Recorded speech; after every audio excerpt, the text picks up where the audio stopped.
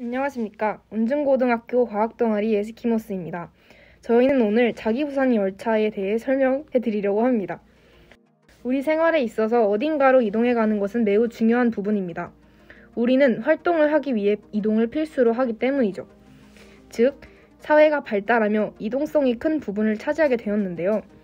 사람들은 대량으로 안전하고 빠르게 이동하고 오염물질이 덜 배출되고 소음이 적은 에너지 효율 및 친환경성이 뛰어난 운송수단 개발 및 연구를 활발히 진행하고 있습니다.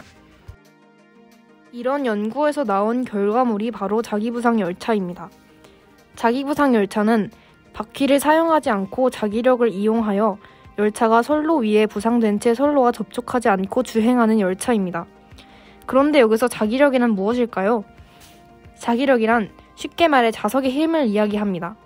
부상이란 떠오르는 것을 의미하고요. 따라서 자기부상 열차란 말 그대로 자기력으로 떠오른 채 움직이는 열차로 에너지 및 친환경성이 높고 수송 능력이 뛰어난 운송수단을 새롭게 개발한 것입니다. 그렇다면 지금부터 자기부상 열차의 특징에 대해 알아봅시다. 자기부상 열차는 60에서 65dB 정도로 소음이 매우 적고 진동이 거의 없어 승차감이 좋으며 평균 250km/h의 고속으로 운행할 수 있습니다.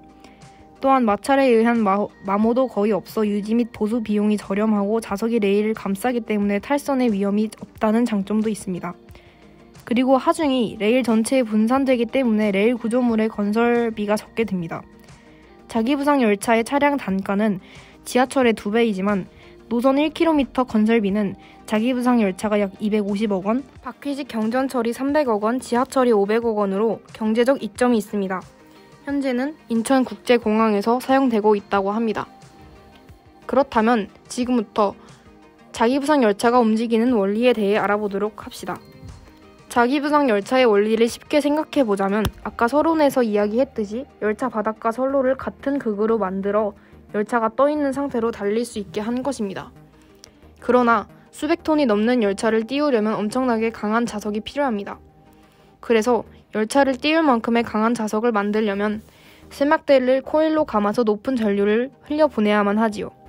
그러나 이렇게 높은 전류를 흘려보내면 코일이 모두 녹아버립니다. 그래서 이 문제를 해결하기 위해 우리는 초전도 자석을 이용합니다.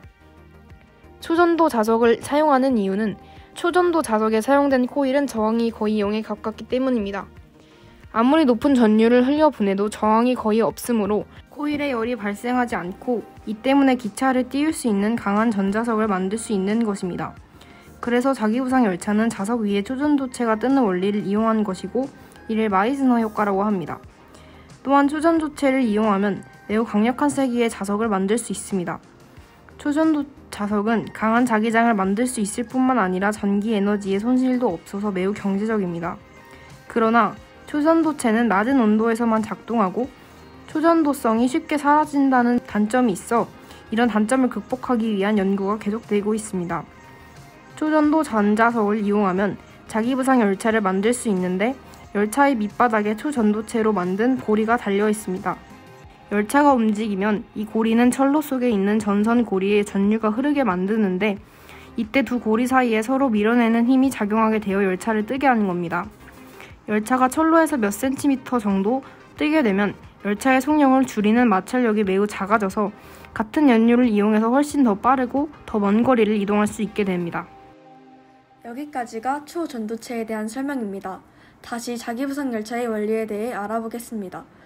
아까 말했듯 자석은 같은 극끼리 미는 힘이 작용하므로 열차를 뜨게 할 수 있습니다. 열차가 선로를 뜬 채로 움직이면 마찰이 없으므로 매우 고속으로 달릴 수 있습니다. 이때 자기부상 열차를 선로에 띄울 수 있는 방법은 두 가지인데요. 반발식 자기부상과 흡입식 자기부상이 있습니다. 흡입식 자기부상은 자석의 다른 극끼리 끌어당기는 힘을 이용해 열차에 설치된 전자석을 잡아당기는 힘으로 열차가 부상합니다. 흡입식 자기부상 열차는 주로 열차에 있는 전자석이 철제 레일 아래에서 위쪽으로 달라붙는 구조를 가지고 있습니다.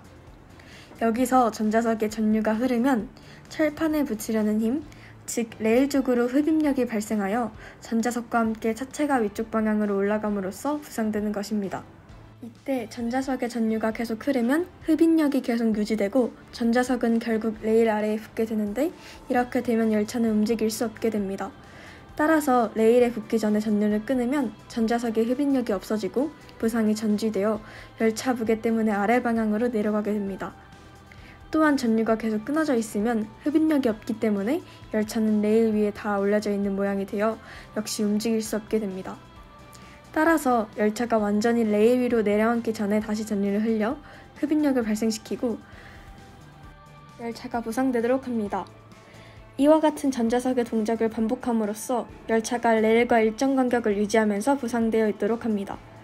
흡인식 자기부상 열차는 항상 부상 제어를 해야 되는 단점이 있지만 차량 운동을 제어할 수 있기 때문에 승차감이 좋고 속도에 상관없이 부상할 수 있습니다. 반발식 자기부상은 좌석이 같은 긋길이 서로 밀어내는 힘을 이용해서 열차를 띄우는 방식인데요. 반발식 자기부상 열차는 보통 열차에 장착한 강한 좌석과 궤도에 연속적으로 배치할 코일로 구성됩니다. 궤도 코일의 윗면을 열차의 좌석이 이동하게 되면 전자기 유도 원리에 의해 코일의 자기극은 이동하는 좌석과 같은 극이 되어 두 극 사이의 반발력이 발생하게 됩니다. 열차의 좌석이 N극일 때 레일의 전자석도 같은 N극이어서 서로 밀어내게 되고 이때 그 앞의 전자석은 S극이므로 열차가 앞으로 가는 동안 전자석의 전류 방향을 반대로 하여 N극으로 바꾸게 되면 열차의 부상은 계속 앞으로 유지되게 됩니다.